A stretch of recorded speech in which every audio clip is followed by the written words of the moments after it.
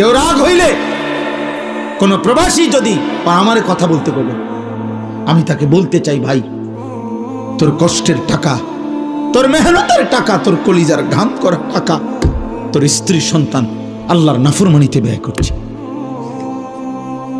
রাখো বেটা, এমন টাকা কামাই বেটা।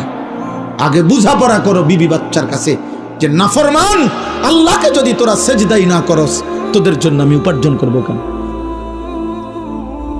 তোদের জন্য তোরা যত আল্লাহকে পাত্তা দাও না, তো তা আমি আর তুমি কিতা?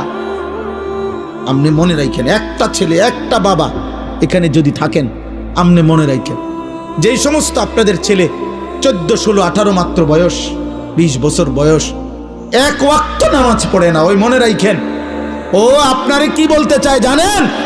ওই বলতে চায়, বাবা, আরে বাবা, এত বড় সৃষ্টিকর্তা, কায়নাতের সৃষ্টিকর্তা আল্লাহ আমারে ডাকে প্রতিদিন 5 ওয়াক্ত, উনারে আমি পাত্তা দেই না, তুই বাপ কিতা বেড়া? যা বেড়া বেড়া, তোর মতো বাপ বেড়া গনার ধরিনি বেড়া। আমি তো আল্লাহরই কিছু মনে করি না বেটা। এই গাদ্দার তো আল্লাহরই কিছু মনে করে না। এই জন্য আসমানের নিচে না, জমিনের উপরে বেনামাজি সর্বনিকৃষ্ট বেয়াদব।